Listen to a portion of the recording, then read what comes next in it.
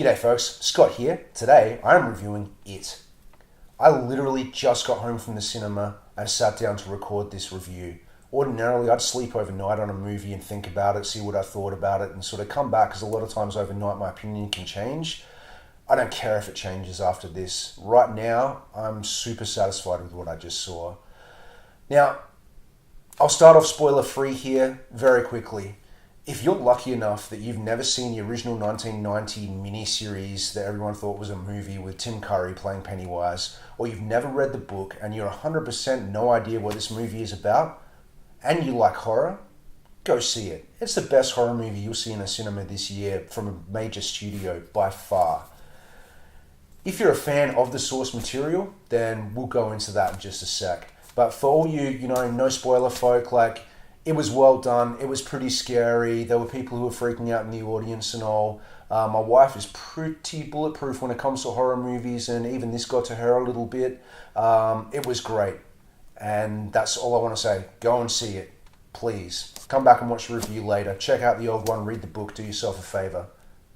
So here's your spoiler warning. Everything from here, I'm not going to go very deep into it, but I am going to touch on the story content from both the book and the 1990 miniseries in comparison to what I just saw in cinemas. Let's get everything out of the way immediately. This movie would have been made or broken by the performance of Bill Skarsgård as Pennywise the Clown. Everything about this hinges upon that clown. Tim Curry put in such an incredible performance in that miniseries that everyone forgets that it was a pretty low budget piece of shit, and although the children actors in it were pretty good, the adult actors in it were awful, except for Tim Curry, who was brilliant as Pennywise. And this is a quintessential role that is this benchmark horror performance and this standout horror character that of course was brilliantly written in the book, but Tim Curry made that role his own. He did really well, and that's why everybody remembers that.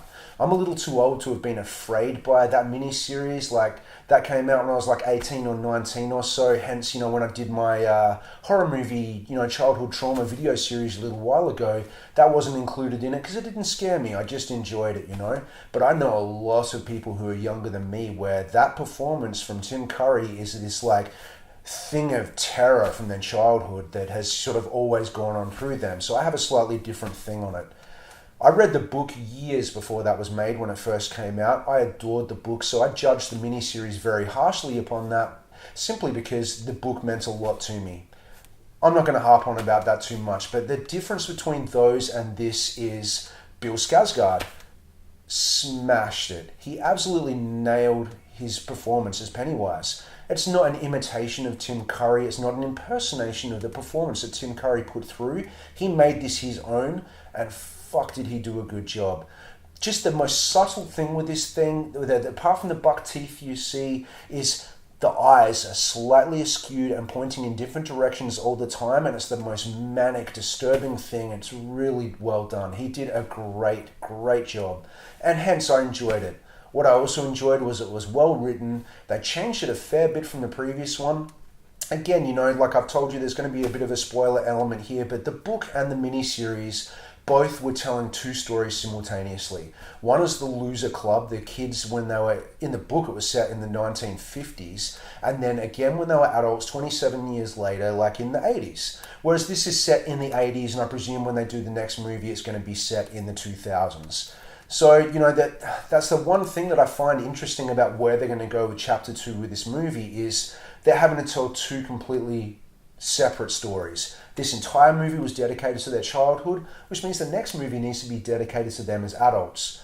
Interestingly enough, and what I guess I have mild concerns about, is that in the book and the miniseries, I like their story as children more than I like the story of them as adults. I identified with the characters more when they were children than when I did when they were adults. And because it was children in peril, I found that first half of the book, or the stuff that was happening to them, scarier than it was to what was happening to them when they were growing up. Also, I'm not going to tell you what it is, but if you've read the book or if you've seen the miniseries, shit gets crazy at the end when it sort of is their adult and they've sort of come back to their town to continue their battle with Pennywise, and things get pretty odd, especially in the book. So I'm very curious to see how they're going to be able to pull this off when the second movie comes out. I'm sure it's going to happen. This movie was great. They need to continue with it. I'm not sure if they're making it yet. I'm not sure who they've cast. For me, what was the most wonderful thing today was, as I've been harping on for the last year, is I don't watch trailers. You didn't need to convince me to go to the movies to see a new It movie. I'd seen photos of Bill Skarsgård as Pennywise. I thought the design was interesting. I liked his buck teeth, but it never gave away the eyes like until I saw it today. And from the opening scene with Georgie's little boat going down the drain and Pennywise in there trying to seduce Georgie into the drain and everything, I was 100% sold on Skarsgård. It was great.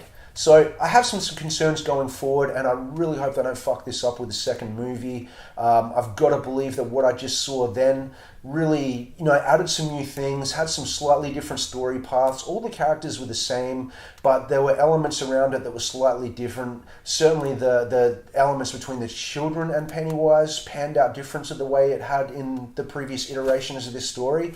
And I'm glad for that, because it kept me guessing and surprised. I hadn't seen any of the stuff leading up to this, so there were a few set pieces. Of course, the trailers gave away a fair bit. Thankfully, for once, they didn't give away too much, but man, Bill Skarsgård, fucking legend. You did such a good job. Like, I'm not deterring from Tim Curry. I love the fact that these two performances of this iconic character can, I think, live in the same, without one having to be better or worse than the other. They're just different, and they're different in their own unique and amazing ways. That's all I've got. I think I'm just going to be repeating myself. It is scary. It is probably the best studio horror movie you're going to see in a cinema this year. It's not disappointing. It's super violent. It really earned it. In Australia, it's an MA15 rated. Overseas, it would be R. It was pretty gory. It was pretty rough. Like, there was a lot of pretty intense shit that happened in it.